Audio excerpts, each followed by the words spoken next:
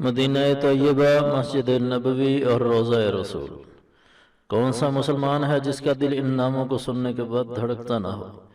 محبوب کائنات صلی اللہ علیہ وسلم کی محبت کے باعث ہر مومن کے دل میں یہاں کے لیے کشش پائی جاتی ہے، کیونکہ یہاں کے ذرے ذرے اور چپے چپے کی نسبت میرے حضور صلی اللہ علیہ وسلم کی ذات بابرکات کے ساتھ ہے۔ آج کے اس سیشن میں ہم آپ کو مسجد نبوی اور روضہ رسول سے متعلق 10 ایسی چیزوں کے بارے میں بتائیں گے جو عام طور پر ہر کوئی نہیں جانتا ہے، مگر اس سے پہلے آپ کو مسجد نبوی کی تعمیر کے حوالے سے تھوڑا سا پس منظر بتاتے ہیں۔ یہ تو آپ نے سنا ہوگا کہ حضور صلی اللہ علیہ وسلم جب مدینہ تشریف لائے تو یہاں پر مسجد نبوی تعمیر کروائی، اور اس کے ساتھ حضرت عائشہ اور حضرت سودا کے حجرے اور اصحاب صفہ کے لیے چبوترا بھی بنوایا۔ شروع میں مسجد کے اوپر چھت نہیں تھی، جس کی وجہ سے سورج کی تپش میں نماز پڑھنا مشکل ہو جاتا تھا۔ کھجور کے تنوں سے بنے ہوئے ستون اور پتوں سے چھت بنا کر نمازیوں کے لیے ایک سائبان بنایا گیا۔ قبلہ تبدیل ہونے سے پہلے آپ صلی اللہ علیہ وسلم شمال میں بیت المقدس کی طرف منہ کر کے نماز پڑھتے تھے، اور قبلہ تبدیل ہونے کے بعد مکہ مکرمہ یعنی جنوب میں بیت اللہ کی طرف منہ کر کے نماز پڑھی جانے لگی۔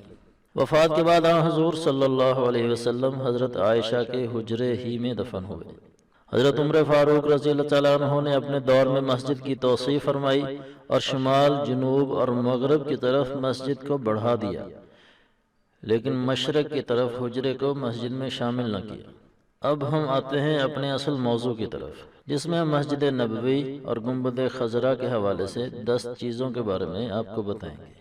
رسول کریم صلی اللہ علیہ وسلم کے دور میں بنائی جانے والی مسجد کے باہر امہات المؤمنین اور حضرت فاطمہ کے حجرے بھی تعمیر کیے گئے تھے، جو اموی خلیفہ ولید بن عبد الملک کے دور میں گرا دیے گئے اور ان کو مسجد کا حصہ بنا دیا گیا۔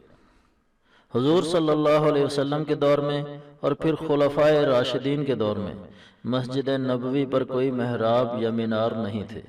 مسجد نبوی پر سب سے پہلے محراب اور مینار حضرت عمر بن عبدالعزیز نے تعمیر کروائے، جس وقت کے وہ مدینہ کے گورنر تھے۔ مسجد نبوی میں 2 دفعہ آگ بھی لگی تھی، جس کے نتیجے میں مسجد کی دیواریں، چھت اور گنبد کو شدید نقصان پہنچا تھا۔ روضہ رسول صلی اللہ علیہ وسلم کے اوپر سب سے پہلے 678 ہجری میں گنبد تعمیر کیا گیا۔ اس سے پہلے روضہ رسول پر گنبد نہیں ہوتا تھا۔ یہ سادہ گنبد لکڑی سے بنا ہوا تھا اور اس پر کسی قسم کا کوئی رنگ نہیں کیا گیا تھا۔ تقریباً 600 سال تک گنبد پر مختلف قسم کے رنگ کیے جاتے رہے، جن میں سفید، ارغوانی اور بہت دیر تک نیلا رنگ بھی کیا جاتا تھا، کیونکہ نیلا رنگ مدینہ والوں کو بہت پسند تھا۔ سبز رنگ، جس کی وجہ سے اس گنبد کو گنبد خضرا بھی کہا جاتا ہے، عثمانی خلیفہ نے 1255 ہجری میں کروایا تھا، اور تب سے لے کر آج تک اس پر سبز رنگ ہی کیا جاتا ہے۔ مسجد نبوی اور گنبد خضرا کی صفائی کرنے والے لوگ عام لوگ نہیں، بلکہ ان کو اغاوات کہا جاتا ہے۔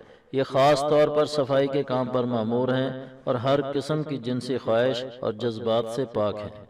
مسجد نبوی اور جنت البقیع کے درمیان والا محلہ، جسے حارۃ الاغوات کہا جاتا تھا، اس جگہ پر یہ لوگ آباد تھے، لیکن توسیع کے بعد انہیں کسی دوسری جگہ پر منتقل کر دیا گیا۔ اور حضور صلی اللہ علیہ وسلم کے دور کا مدینہ، آپ کو پتہ ہے کہ موجودہ مسجد نبوی نے حضور صلی اللہ علیہ وسلم کے دور کے پورے مدینے کو گھیر لیا، یعنی موجودہ مسجد نبوی کا رقبہ حضور صلی اللہ علیہ وسلم کے دور کے مدینے کے رقبے سے بڑا ہے۔ آپ نے ایک تصویر دیکھی ہوگی جس کے بارے میں لوگ کہتے ہیں کہ یہ حضور پر نور کی قبر مبارک ہے، جبکہ یہ غلط ہے۔ حضور صلی اللہ علیہ وسلم کی قبر مبارک کو پچھلے 900 سال سے کسی نے نہیں دیکھا، کیونکہ یہ مکمل طور پر بند ہے۔ مسجد نبوی صلی اللہ علیہ وسلم کے اندر محراب کی تعداد 4 ہے، جو مختلف ادوار میں بنائے گئے، اور ایک ایسا دور بھی گزرا ہے کہ جس میں ہر فقہ کے امام اور لوگ اپنے اپنے محراب اور اپنے اپنے امام کے پیچھے یہاں نماز پڑھا کرتے تھے۔ سعودی حکومت کے برسر اقتدار آنے کے بعد انہوں نے کئی دفعہ روضہ رسول کے اوپر گنبد خضرا کو گرانے کا ارادہ بنایا، لیکن پوری دنیا میں شدید رد عمل کے خوف سے وہ ایسا نہ کر سکے، اور گنبد خضرا اپنی اسی حالت میں آج تک قائم و دائم ہے۔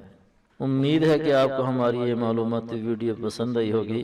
اس طرح کی اور ویڈیوز دیکھنے کے لیے ہمارے چینل دین و دنیا کو سبسکرائب کریں اور اپنے دوستوں کے ساتھ شیئر کریں۔ اگلی ویڈیو تک کے لیے ہمیں اجازت دیجیے۔ والسلام علیکم ورحمۃ اللہ وبرکاتہ۔